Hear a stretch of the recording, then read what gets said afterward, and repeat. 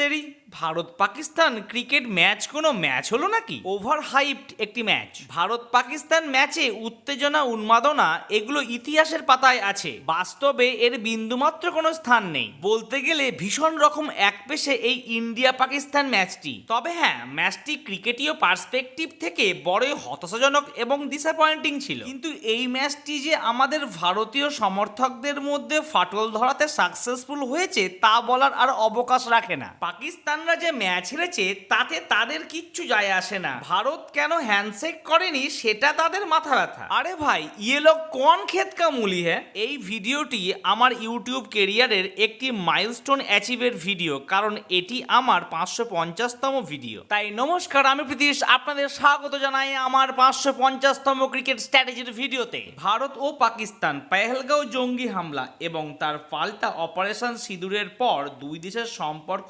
একদম তলানিতে গিয়ে ঠেকেছে। তবু আশ্চর্যজনকভাবে দুই দেশের কর্তারা ক্রিকেটকে সব কিছু থেকে দূরে রাখতে চেয়েছিলেন। কুলদীপ, সুরিয়া, হার্দিকরা বুঝিয়ে দিল, তোমরা যে লড়াই আমাদের মুখোমুখি হবে সেই সব লড়াই তোমরা আমাদের কাছে পরাজিত হবে, আর আমরা তোমাদের এইভাবেই সারা জীবন গোহারান হারিয়ে যাব। তাই মেনে নাও, তোমাদের দ্বারা আর হবে না। তাদের দ্বারা কিছু না হলেও আমাকে তো কিছু করতেই হবে, তার জন্য আপনাদের সাপোর্ট দরকার। আমার এই ভিডিও থেকে করুন লাইক আর চ্যানেলটিকে অবশ্যই সাবস্ক্রাইব করে দিন। এই ম্যাচটিতে ভারতীয় সমর্থকরা দুই ভাগে বিভক্ত হয়ে গিয়েছিল। একদল বলছিল পাকিস্তানের সঙ্গে ক্রিকেট খেলা মানে এতগুলো ভারতীয় নাগরিক ও সৈনিকের প্রাণের কোনোই মূল্য নেই আমাদের ক্রিকেট বোর্ডের কাছে।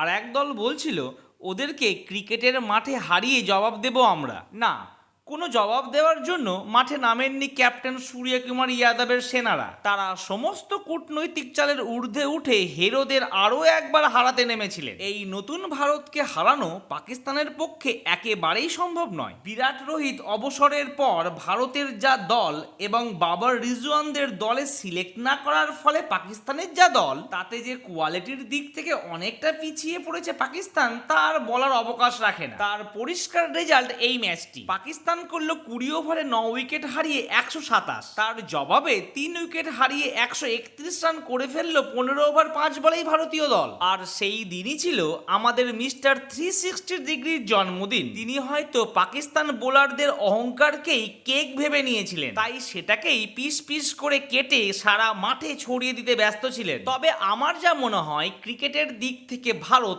এই ম্যাচটিতে 100 পায়নি। দুটি বড় সড়ো খামতি রয়ে গেছে ভারতের। প্রথমত, 12 ওভার 5 বলে পাকিস্তানের স্কোর ছিল 64, 6 উইকেট হারিয়ে। এই পরিস্থিতি থেকে এত বাজে ব্যাটসম্যান পাকিস্তানদের ভারতীয় বোলাররা অল উইকেট করতে পারলো না। আর দ্বিতীয়টি হলো, পাকিস্তানের মতো লো কোয়ালিটি বোলারদের সামনে 127 রান তুলে নিতে প্রায় 16 ওভার লেগে গেল। এটা কি জাস্টিফাই?